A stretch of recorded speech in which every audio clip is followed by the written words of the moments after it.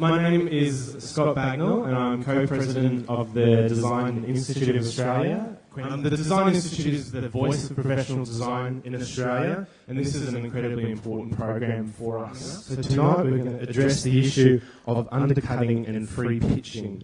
And in our current economic climate, it's a very hot topic. I'd like to introduce our moderator this evening, Mark McDean. Mark McDean is a lecturer in communication design and a lecturer in branded fashion. He's been closely involved with the design sector across Australia and the creative community for many years. I would like to introduce our panelist for the evening, Andrew Watt. He has an extensive CD, and I've got it here somewhere. Is a student of interactive and visual design, and is currently in his final year of studying interactive and visual design at QUT, and has been a freelance photographer and videographer since 2010. Welcome, Andrew. Alison Sace. Specification, sustainability and government consultant, GWA bathroom and kitchen liaison? No, just kitchens. Kitchen. Alison, that's the word. Started a career studying architecture for 2 years before switching and qualifying as a quantity surveyor and obtained a cadetship from Murray and Robert Skills Mason, working on coal-fired power stations in South Africa. Alexander Howison, registered architect and design fee consultant for Blue Turtle Management and Consulting. Alexander studied architecture at the University of Sydney, where she was awarded numerous awards and scholarships. Am I speaking too fast? James Su Hoi. Excellent. James is the COO, Chief Operating Officer of 99designs.com. An early member of 99 Designs, Jason's been instrumental in the company's rapid 5-year growth and global expansion. As Chief Operating Officer and Asia Pacific General Manager, he is passionate about product strategy, user experience, internalisation, and creating a high-performance product development team. Okay. Finally, welcome Clint Bragg, Director of Intrec. Clint and Thomas Ho established Intrec Management in 1996 as a specialist fit-out and refurbishment company. Today, Intrec turns over $50 million in interior fit-out projects and services all levels of Australian government and many major international corporate clients. Pitching is a widespread and long-accepted feature in all creative industries. Do you believe that you've got to be in it to win it? We're contractors, so at the end of the day, generally documents are done and we tender and we bid on every submission. Where it affects us is when we do design and construct. Design and construct is very much the pitch. It's a concept design, and we go out to the marketplace and say, can you come to us? It's usually someone we've got an association with, but there's no reason we couldn't go out to 10 people and say, can you all do a concept design for me? And yes, we expect it on graphs. At this stage, as the project develops, there's no reason to say that you won't get the job. We'd like to think that with the relationship you'll flow on and get the project. But then we package that up with our work, which for us, call it free pitching, but it's the traditional approach where we turn around and we then spend a lot of money with our estimating department putting together the dollars and the cost plan for this, and then we turn around and go to a client and we sell it. We sell it with the designer or without the designer. And then if the project comes off and it evolves into we develop it at the next stage with the designer on board and they get paid for it. So the thing with me, when I looked at these, the headings of this sort of free pitching and undercutting was, it's part, the estimating, the tendering and the bidding process is part and parcel of our industry. We're attracted to the free pitch because it gets us in front of a client that we otherwise would not get in front of. And we look at that client and we turn around and say, that client isn't a one-off project, this is a marketing exercise where we could develop this into 50 projects. And that's what's exciting to us. Thank you. So I suppose, free pitching, I can pitch to anyone and talk about how talented I am, or we are. And I suppose we need to ascertain at which level it becomes too much. So a pitch is a pitch is a pitch. Hi, I'm Mark McDean and this is what I do and I can probably help you, as most of these guys have probably done. The second level is what's expected of you to do for free. And I think when we get to that area of demographic, research, report, specifications, all that sort of stuff for free, that's a more serious free pitch. Do you agree? I suppose what we're talking about here is intellectual property, and we're talking about a client that turns around and says, in my world, sorry to talk about my world, but it's relevant, I want to turn around and fit this place out and it's going to look, wow, I want lots of lights and I want it to be bright and I want it to look like this. I'm going to go out to the market. I'm going to go out to as many people as I can. And these people are going to put as much effort into that pitch as the time they have and the resources they have and the money that their company that they work for is prepared to put in. The company can be a bit sly and turn around and say, let's get a lot of these students to express themselves here. And the students can come up with some wild and wonderful ideas, but there's no obligation at all for that person who's gone for the pitch to select any of those. In fact, they can cherry pick the best out of everything. That's where things start going wrong. The things start going wrong when you turn around and say, we've decided to go with a pitch that came from India, and they're going to do this and this and this, because this is when the quality issues start coming into play. What are we really getting with? We're not comparing a like with a like, and people have put a lot of energy and a lot of effort into this submission, this pitch. They've either spent a lot of money or they've turned around and taken a lot of license out of somebody to get this result, and that's very frustrating for the industry. From my perspective, again, I think it's something that's technology, and Jason's directly the problem here. Not really. But it's what designers can do these days with a few hours on a fancy CAD program is incredible. They never used to be able to do it. An old school butter paper sketch is far from impressive. But these days, a creative interior designer with a good CAD program and good graphic design can actually do a render of every elevation here within, I don't know, a few hours, a few days, a week. Does it really matter if we're paying someone X amount of money and we're paying Andrew over there bugger all to do this process? Let's push Andrew for it. Andrew turns around and says, well, I've never had this opportunity before. This is wonderful. The thing is that it's great. I think it's great for Andrew. That company's just making a commercial decision not to expend their senior person that they're paying hundreds of thousands of dollars a year to. They're going to turn around and put this to a junior because the pitch might be 1 in 100. So I come back to what I first said is who you're pitching to. If you are pitching to an end user that you know is going to turn around and go out to 100 parties, well, work out where to expend your energy and where you expend your time. But if you're on a select panel where you know you're one of 4 people and there's pre-qualifications, you must be licensed. You must have quality standards. You must have environmental practices. You must have all this stuff. Then that's a different game. Then you can honestly, as a business owner, I'll spend money on that because I know for a fact my percentage chance of getting that is quite high, as opposed to pitching to someone that I've got no relationship with all. I have possibly triple the overheads if someone else is competing, and that scares me shitless to think I'm competing for free for a project like that when I'm also having to cover my ass with all those other quality assurance issues. Yeah, and how busy are you? You know, if we're quiet, for instance, at the moment, our projects are pretty cyclic. You know, in the fit-out world, it's every 6, 8, 10, 20 weeks is a long project for us, in and out. But what will happen is as we start getting a bit quiet and we can see that we've got a dozen people freeing up on projects, we'll turn around and expend money and resources into the pitch. We'll do more of a pitch, we'll spend it. If we're pretty busy, we know guys, and this is really cream on a pie, not there's much cream out there in the industry these days, we'll turn around and do the submission, call it the submission, the pitch in our world, enough that is compliant, enough that ticks the box that we've submitted where we had to submit, and we've kept that relationship going. If we turn around in my world and we say declined, that will mean that the next builder steps in this place and you'll never get an opportunity again, so you don't let that go either. So it's for us, it's every pitch is a commercial decision. If we go quiet, we'll turn around and, you know, in some cases we'll turn around and go out to a quantity surveyor for a full bill of quantities. We'll turn out to go to graphics to turn around and work with our on our submission, the layout of our submission. Sometimes we'll turn around and we'll go to a wordsmith to actually check our wording of it.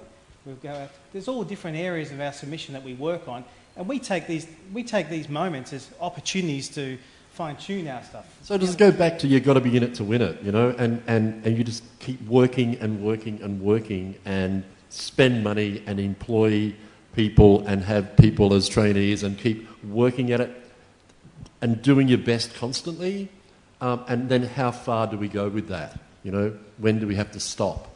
and say, I've done enough, I can't continue on? Where's the cycle going to go? Because what do we then want? Because we actually complain a lot of times when an RFT comes out from the government and they say, we want this, and we want this.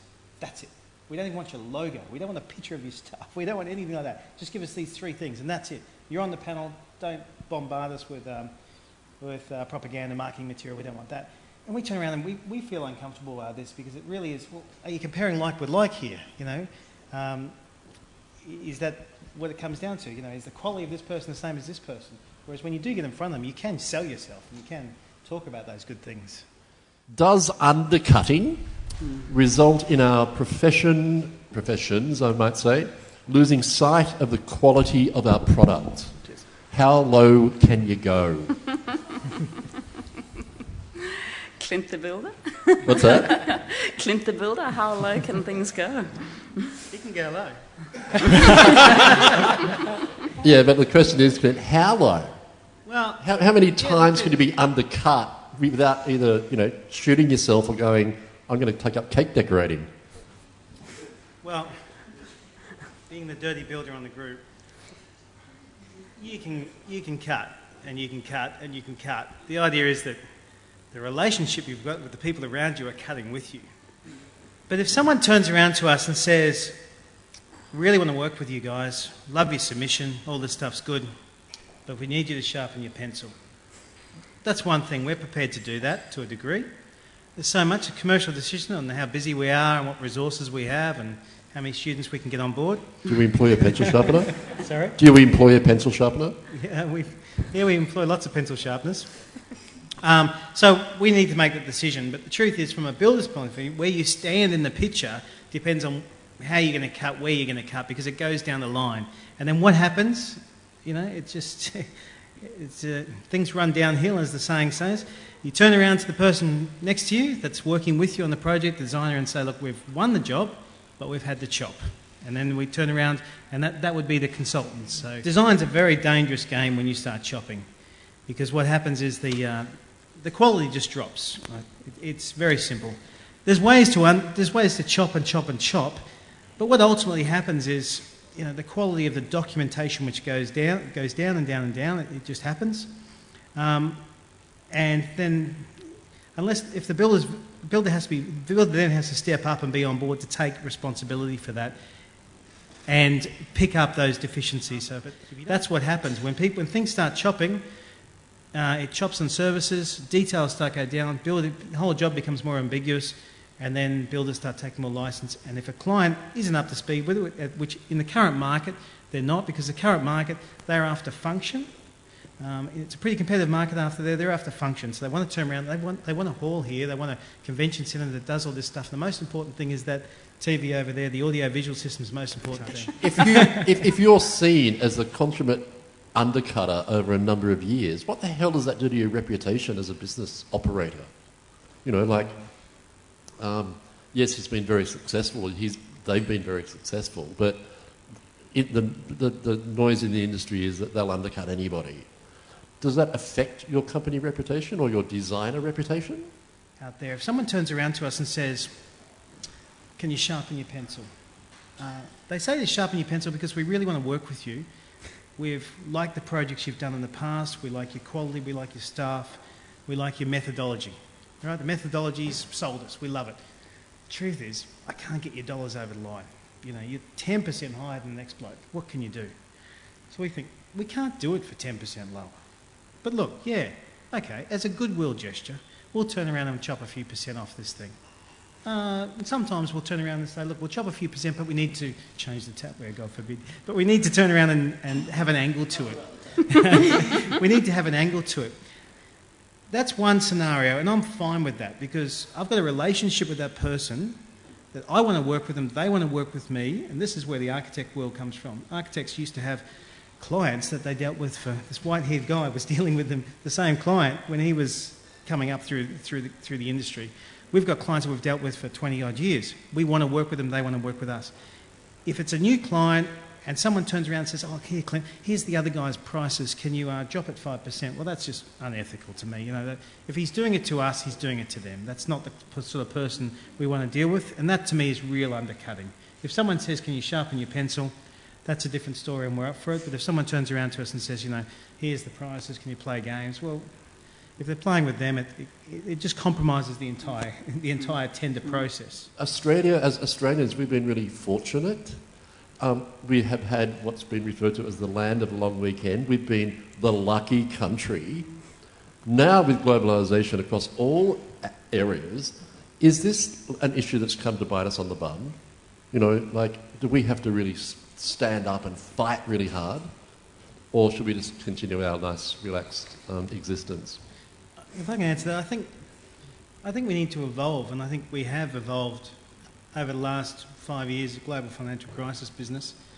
In my opinion, in my experience, the grey-haired architect has turned around and said, you know, Clint, I'm done.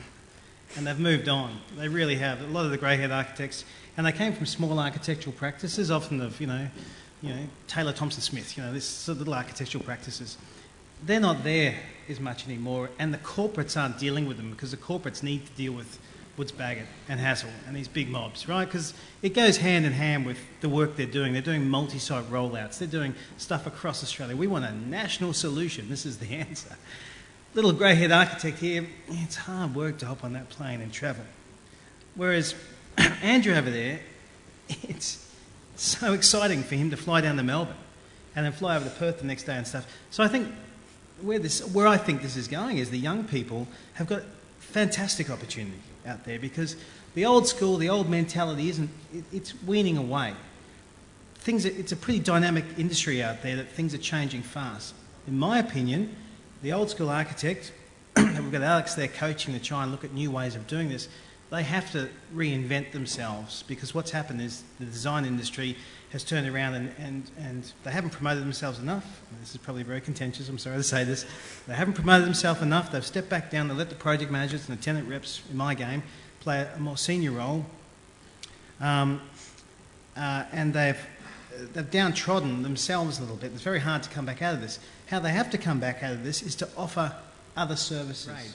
So I think the answer to some of this stuff is to look at other options and not just say, look, I'm a traditional architect, because the traditional architect, there probably isn't the marketplace for them anymore. They want to see guys like Andrew come in with crazy ideas. Well, I reckon by the time the grey-haired architect has had a thought about it, the blonde-haired architect, young blonde-haired architect, has done the presentation on, you know, PowerPoint within 15 minutes. In the old days too, the architectural world used to say, our fees are 3%. That's all we want to say. We don't want to say how much that equates to. You can work it out for yourself. And then as the job goes up, which inevitably they do go up, the architect actually gets more. These days, no, we don't want to hear 3%. We want a raw dollar down there. And then if you can you tell me your hourly rate and how much hours your director's allowed, your junior, your CAD people, boom, boom, boom. It becomes very transparent and very uncomfortable. So in regards to the undercutting, is all sitting here at the moment talking about your fees being the one thing that you go back to have a look on. At any stage when you're doing your fee proposals, do you ever actually look at putting in alternatives? I do. I know. Yeah, I think if you don't, you eliminate further discussion. For us, we want to be involved in the projects. We've got to say, look, here's a suite, and this suite's got 5 years and it's great stuff, but as long as you educate the client, you don't do it backhandedly and say, look, here's an alternative suite, but it's only got 2 years. And look, there is going to be potential problems, but you know, this goes hand in hand. But you will save collectively $20,000. At least you're in the discussion. If you just turn around righteously and say, this is a suite, and it's the best suite for you, they're almost intimidated to go back and say, well, can I ask her to compromise herself and lower to this product? And I think what they do is they won't engage with you. They'll talk to another consultant, just